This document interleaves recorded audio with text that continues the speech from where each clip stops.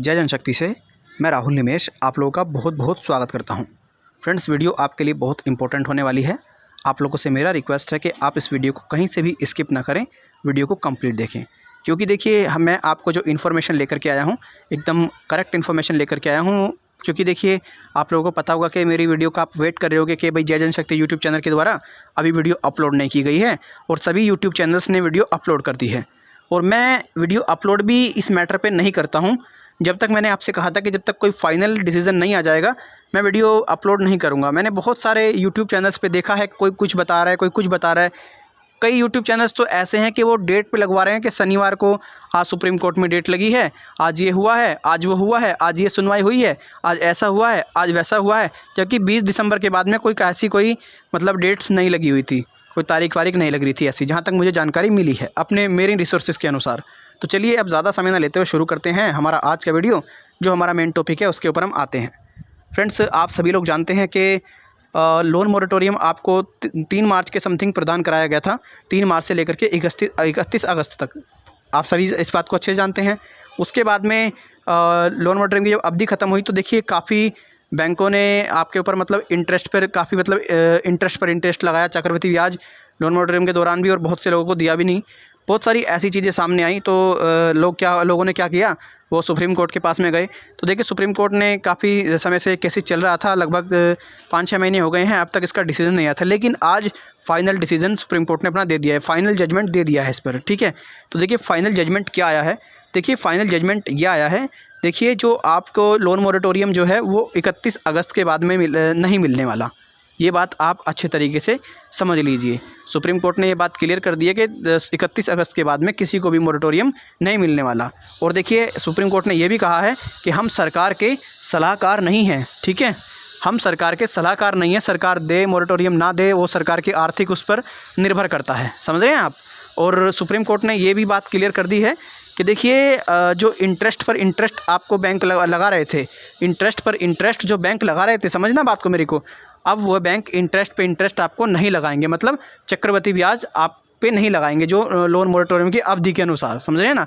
जब तक loan moratorium था उसके अनुसार चक्रवृद्धि ब्याज आपके पास वो आपके किसी के ऊपर नहीं लगने वाला। ठीक, लेकिन एक बात मैं आपको बताना चाहूँगा, ये सिर्फ और सिर्फ मोरेटोरियम अवधि की बात चल रही है। ठीक है, कभी आप सोचें कि भाई हाँ अब तो इस पर लगेगा ही नहीं, लोन मोरेटोरियम अवधि के दौरान ये सब चीज़ें। ठीक है, फिर फ्रेंड्स उसके बाद में अब क्या होता है, सुप्रीम कोर्ट ने ये भी कहा था कि देखिए जब तक कोई डिसीजन नहीं आ जाता है, फाइनल जजमेंट नहीं आ जाता है, जब तक एनपीए पर इंटरिम ऑर्डर जारी रहेगा।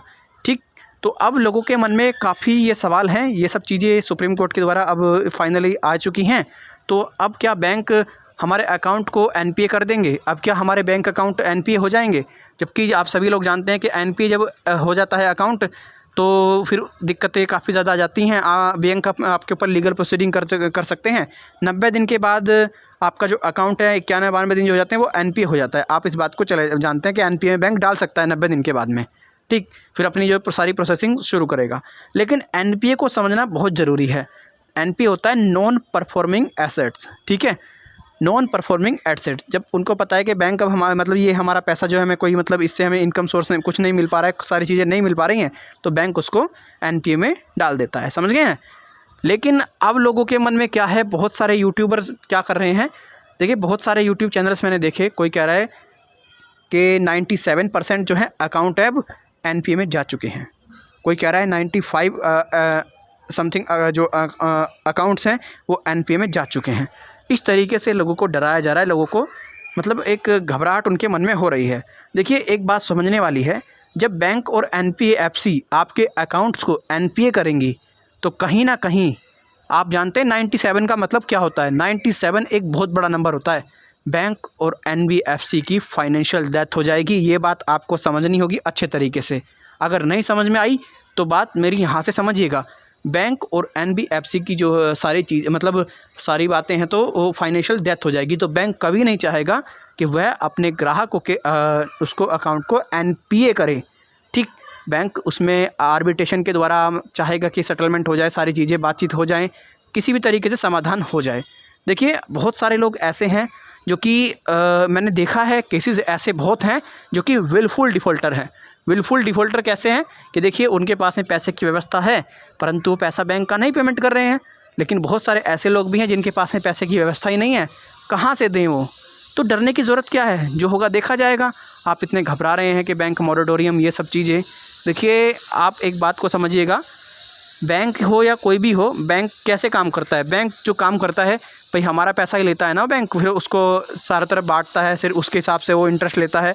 तो ये सब चीज़ें हैं, मैं इसके ऊपर डिटेल में एक वीडियो लेकर के आऊँगा। लेकिन आपको किसी को घबराने की ज़रूरत तो बिल्कुल भी नहीं है ऐसे।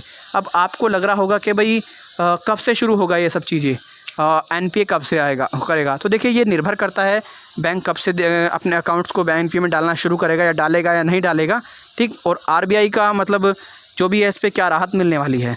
अब देखिए मैं एक बात आपको बता देता हूँ, बैंक एनपीए में तो अकाउंट्स को डालेगा, लेकिन बैंक एनपीए में अकाउंट्स को पहले पूरी अच्छे तरीके से उस पर मतलब रिकवरी करने का प्रयास करेगा कि किसी भी तरीके से हो जाए, एनपीए में ना पहुँचे, ठीक।